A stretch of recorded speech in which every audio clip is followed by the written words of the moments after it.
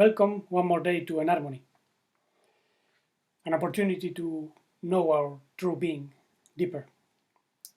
And continuing with the theme of last week, today we have to understand deeper the difference between the gestation of the divine soul from the original source and the gestation of the old Adamic soul, which is still affecting us, subject to laws of debt and payment, karmic contracts as they are known sometimes.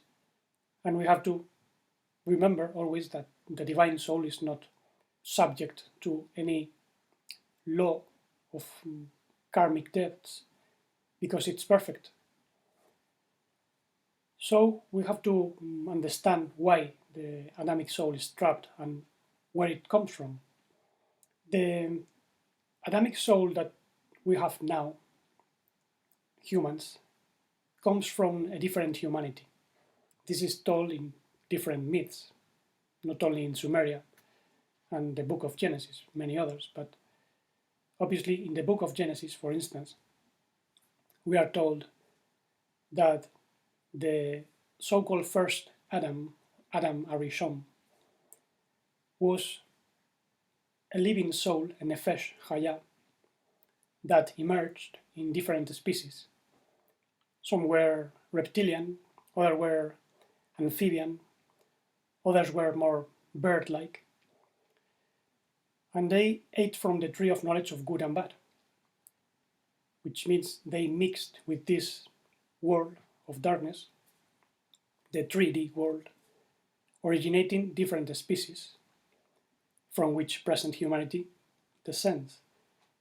This means the astral type of psyche mixed with the genetics of the earth, giving a new type of soul, which was obviously very different from the original species that were more subtle. They live in a different dimension, fourth dimension.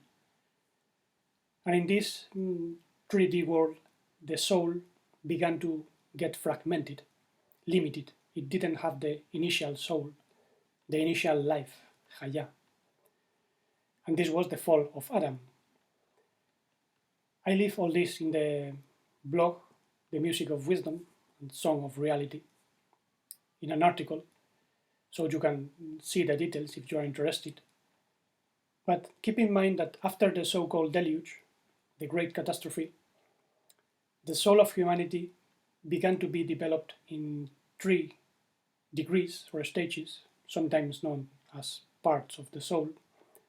The first is known as the nefesh, which is a vital, energetic body full of biomagnetism linked to the blood. It establishes the vitality of the body and also the aspect of the body, the physical body. And then it develops into the ruach, which is a personality, an emotional personality, that emerges when the other component, which is the neshama, the breath of understanding, the intellect, joins the energetic body, forms this emotional, mental personality. And obviously these 3 components began to be developed in different stages, different tribes, different societies, acquiring the darkness of the world. This is how they entered the so-called will, the Gilgul, because they were passed from generation to generation, and even they began to evolve in a process called gestation, which we will see later is similar to reincarnation. And this is very well described in traditions from the East and the West, even the Hebrew tradition.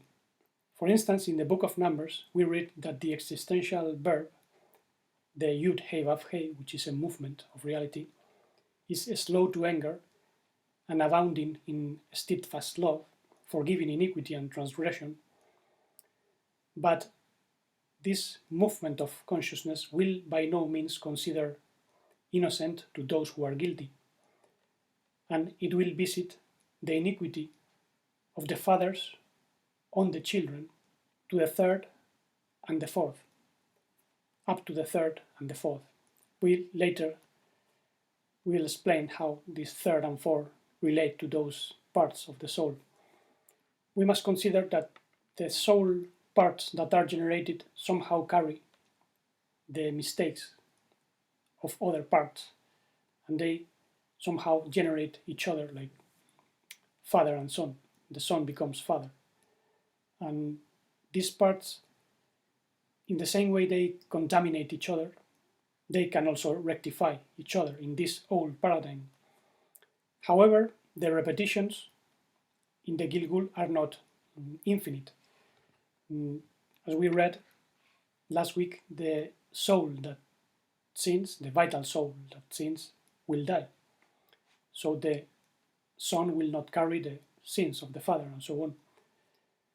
And this means that when a soul continues to violate the laws of this world, the planetary laws, this leads to a loss of vitality, and eventually these souls do not reincarnate, are not regenerated, but remain in a state of sub-reality, repeating in their memory their mistakes until they are dissolved and recycled, because they have no conscience able to evolve. And we must understand that different degree of the soul is contaminated differently. For instance, the nefesh, the energetic vital body, is corrupted by means of incorrect sexuality, gluttony, and genetic alterations. Then the ruach, the emotional personality, is distorted with perverse language, which generate twisted emotions, evil intentions. This is why Scripture speaks of a twisted spirit. As for the neshama, the mental aspect, this is contaminated with dirty impressions, impressions of violence or other aberrations, which are actually what we see in our society, and is fed by the media with violent movies, agitated music, the so-called reggaeton, which induces people to have sexual immoral acts or even perform murder and those things. And according to ancient doctrines, the nefesh, the energetic body, is like a temple where the purification must take place. And this purification has always been done by means of religious rituals, self-mortification, some sort of contemplation or meditation. Religions have many types. And one of the ideas is that suffering purifies the soul. Service to the gods purifies the soul. And obviously, this is not the case, because we are in chaos, in spite of all religions and so many techniques and wisdoms. Obviously, some suffering and some inner work can rectify the soul in some way. In the Hebrew wisdom, we are told that when we go to sleep, the purified parts of our soul are liberated and they incorporate to a clean soul that we have, whereas the impure elements of the soul descend through the unconscious to be manifested the following day and purified. These are the imprints, the impressions that we have that manifest as false personalities, as we saw in the previous episode. And this is true, obviously. We have to do a cleaning, but there are more elements involved. This is not a question of practicing techniques. It's more a question of conscience by expanding consciousness first. So we have to understand deeper how the soul is purified. And this means that we have to know another process than reincarnation, which is similar. And it was clarified by a Kabbalist in the 16th century. He was known as Isaac Luria, or Isaac Luria.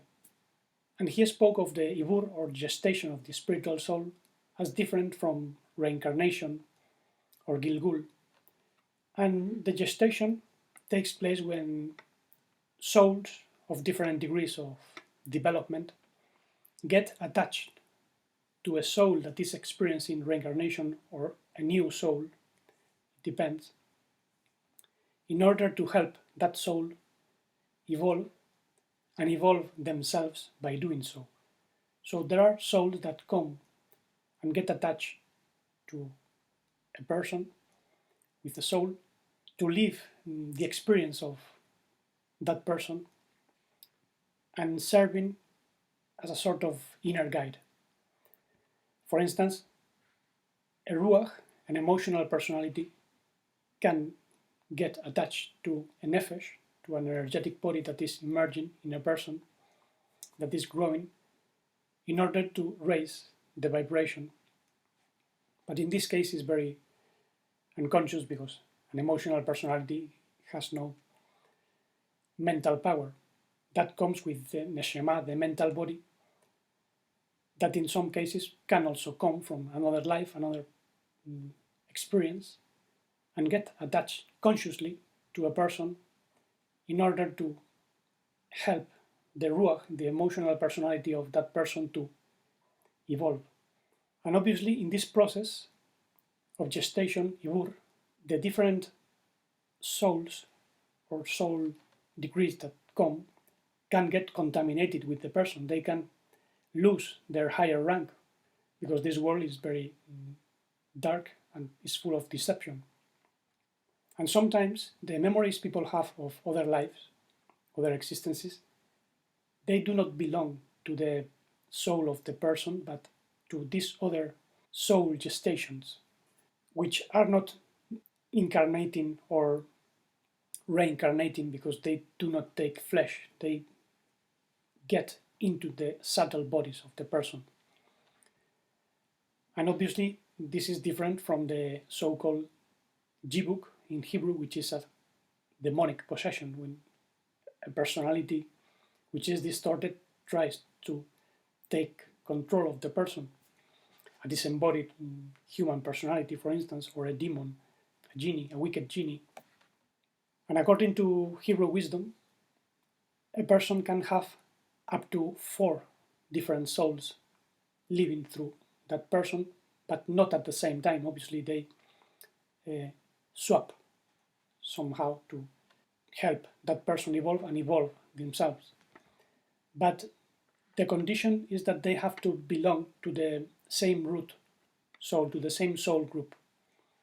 In ancient times, the first Adam, whose soul was fragmented, was regarded as a cosmic body with head, arms, legs, and each part was regarded as a soul group.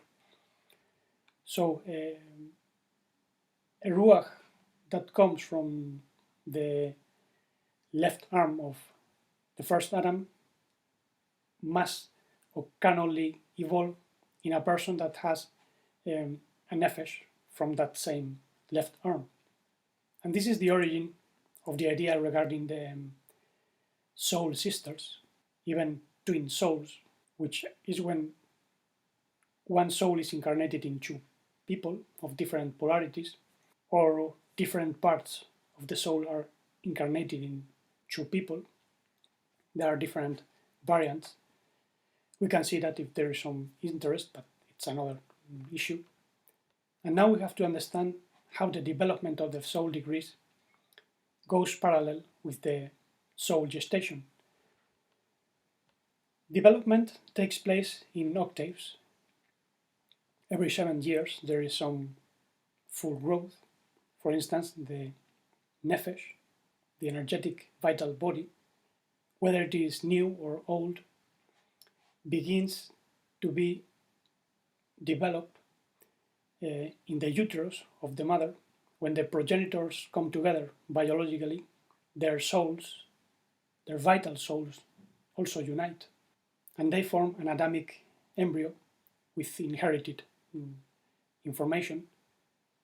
And this Adamic embryo can be the receptacle for another nefesh, another soul that comes to evolve by means of reincarnation.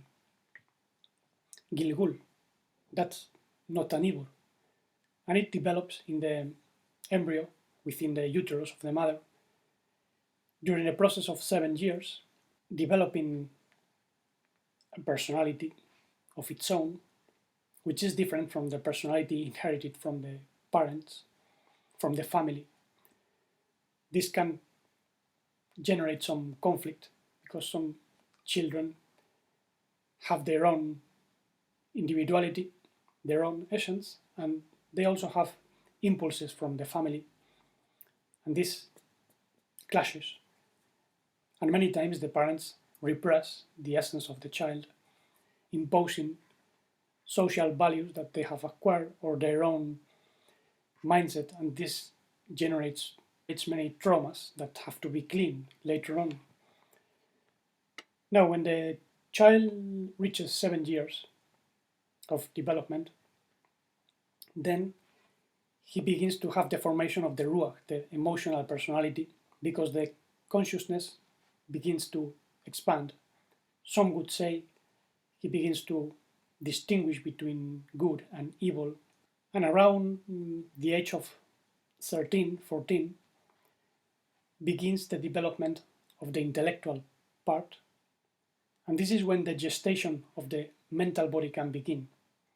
These stages are very important to consider in the education of children, because any disruption in this process will be an obstacle for the gestation of the divine soul, and also the gestation and purification of the Adamic soul.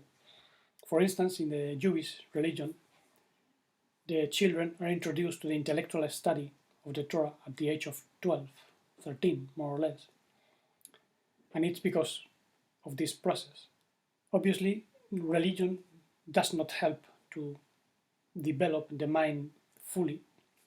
And for now, just let's consider that in this stage of development, there are 2 levels. There is a lower intellect and then a higher mind. If the process of evolution of consciousness is more or less natural, at the age of 21, a person can have the so-called Soresh Neshama, which in Hebrew means the root of the mind, the root of the soul mind. And this is a stage in which deeper Neshamas can come into gestation. The gestation or Ibur of the Neshama can begin, obviously, earlier, at the age of 13, more or less. Even different lower degrees of soul can be incorporated at that age as well. But if the person has the Soresh Neshama, a higher mental body, then there can be a conscious rapport with this other gestating soul. This would be the contact with the inner guide. And let's remember that these souls that come to be guiding inside, they also come to purify themselves. Not in all cases. In principle, there are mental souls which are completely clean. They are very evolved, and they come just to help. And this was symbolized with the idea that the bigger brother comes to redeem or help the smaller brothers. We find an expression of this in the so-called Levirate law in the book of Leviticus. You have more information in the article. But in general, we have to understand that this development of Neshama, the mental body, leads to the development of a more integrated soul that has the so-called Chaya, the life that the first Adam had. But let's remember we are talking about the evolution of the old Adamic soul, the Nefesh Chaya, which was fragmented because of the fall. And this is why in traditional Kabbalah We are told that one of the aims of these teachings is to go back into the Garden of Eden, but before the fall took place.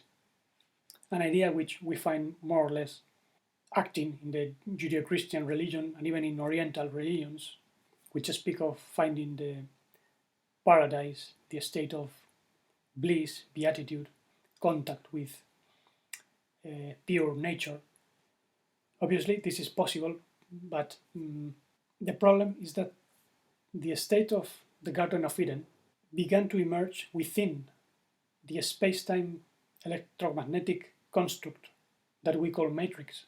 This is why deception took place. That belongs to the fourth dimension. And this is not what the universal Messiah expressed when he spoke through the prophets and especially through Yeshua. We are meant to go back to the fifth dimension and even deeper, to an Eden beyond Eden. We are meant to be reintegrated into the garden of the primordial source, the Father, which is different than the Garden of Eden of the first Adam. It is true that in Messianic Kabbalah, Jewish scholars and other Hebrew scholars acknowledge that the spiritual evolution can only take place by receiving the additional soul of the Messiah, of the universal Messiah, even though most of them think that the universal Messiah has to be manifested because Yeshua was not that manifestation. They are wrong, obviously. Others accept Yeshua as a Messiah, but they still are involved in ancient rituals of religion which were cancelled by Yeshua. Some of them even emerged after the fall of the Second Temple. The idea of Yeshua is that we need to acquire the universal conscience of the origin, which is not the Nefesh Hayah of fallen Adam, or even Adam before the fall. Actually, the life of true conscience leads us to have a personality that can vivify matter, bring things back to life. This is why Paul Shaul said that the first Adam was made a living soul, Nefesh Hayah, whereas the last Adam was made a vivifying spirit, which in Hebrew would be Ruach Hayah, beyond the fourth dimension. And this spirit is formed when the mind of the Messiah, the Neshama of the Messiah, which is different than the other Neshama, unites with the body of life coming from the source, and even with the life of fallen Adam in us, which becomes harmonized. And this process of gestation is more or less analogous to the other gestation, Ibur.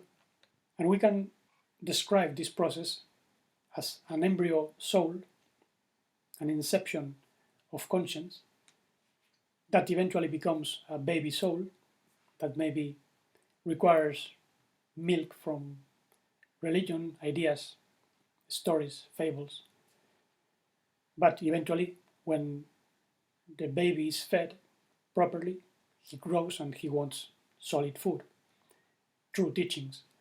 And this is the divine child, which eventually becomes the man, which can actually grow deeper and become the Adam Kadmon, the primordial man manifested on earth, which is what Yeshua demonstrated. And we see this in the Gospels, starting with the birth of the Messiah. For instance, we can understand now that the divine conscience was planted, so to say, in the uterus of the mother, where there was an Adamic embryo growing when she joined her husband and the ovum was fecundated. An Adamic Nefesh was formed, and the divine Nefesh was somehow planted or introduced in this Adamic embryo. And this means The Adamic embryo had to be of a very high quality to stand the higher vibrations of the divine soul. So the parents of Yeshua had to be very spiritually evolved. There are some indications that they belong to some Nazarene group, to the Essenes. And in my opinion, the names given to the parents are symbolic. Mariam means bitter waters, because the divine soul has to grow in the darkness of existence. And Joseph is the spiritual seed of conscience itself, because Joseph is, in the spiritual tradition, the son of Israel, Jacob, which is a code for the divine soul that begins to be self-aware.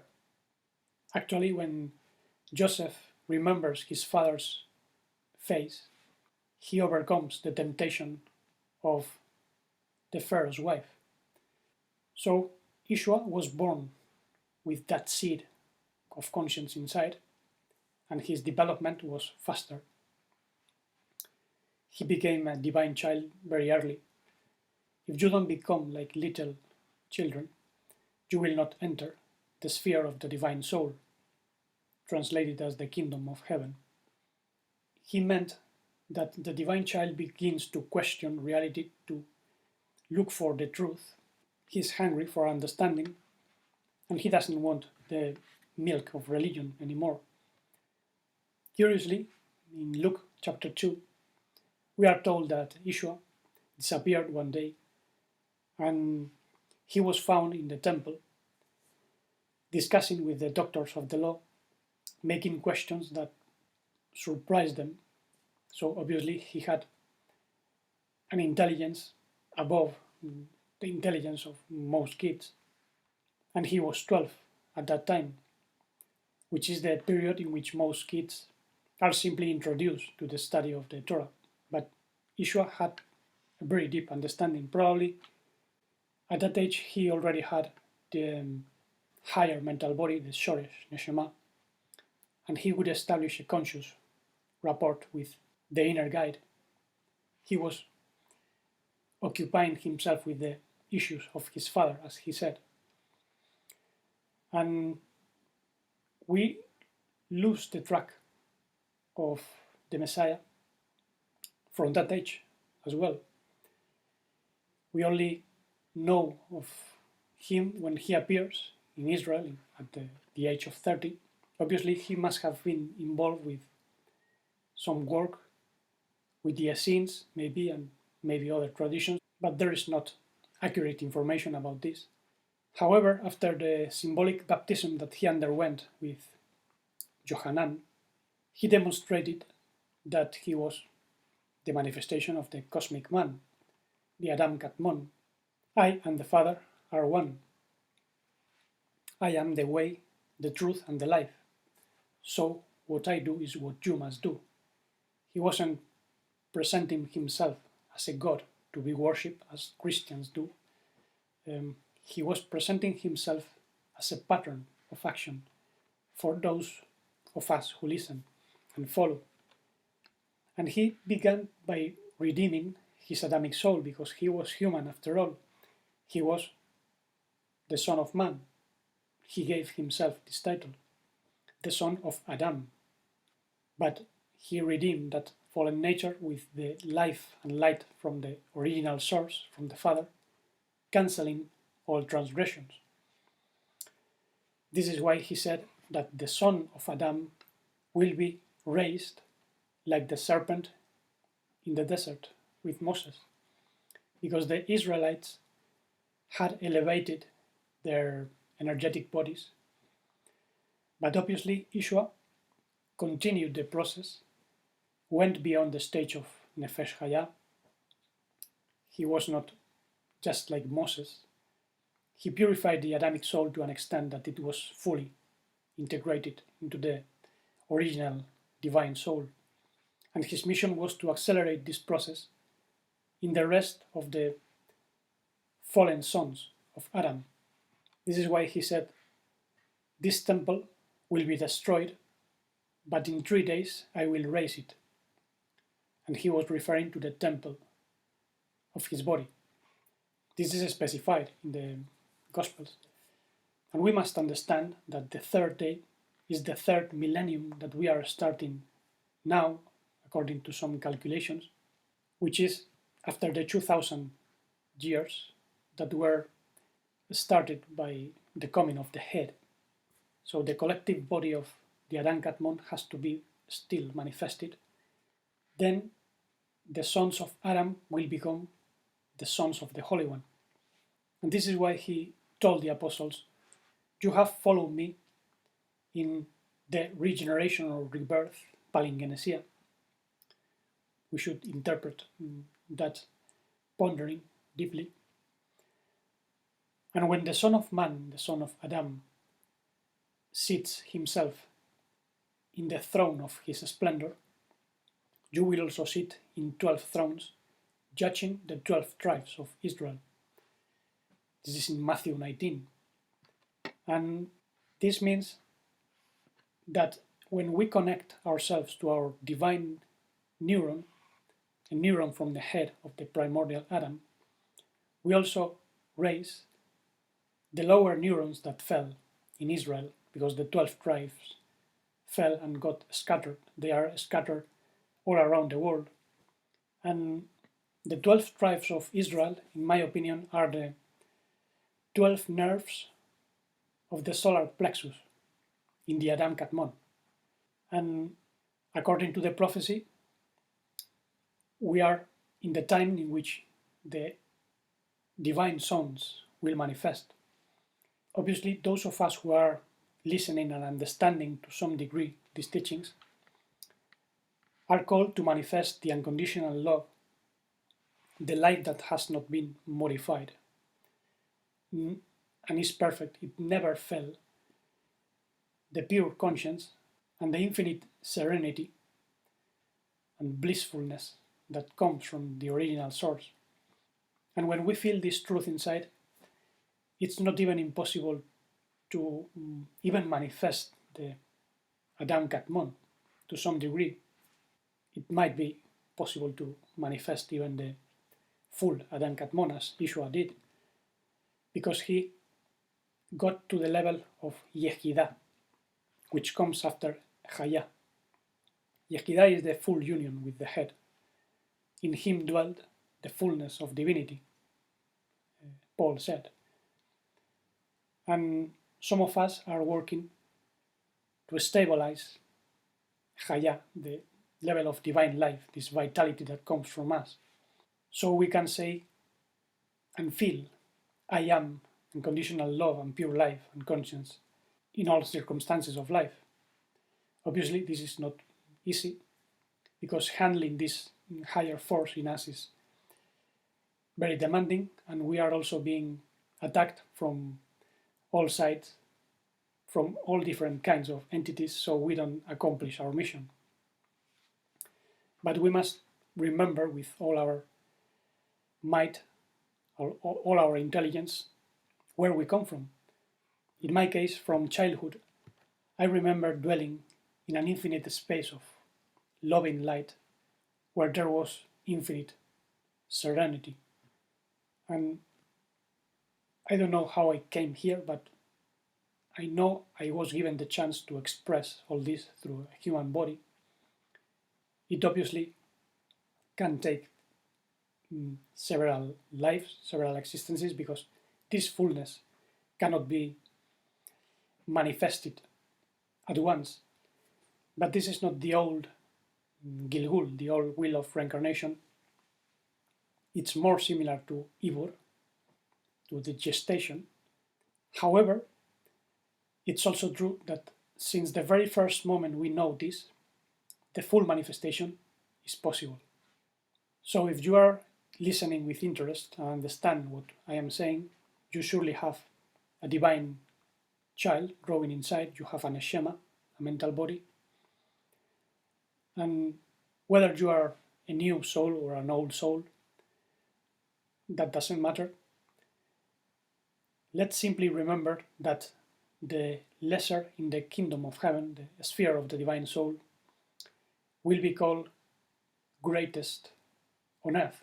This was said by Yeshua. Therefore, our responsibility towards the world is greater.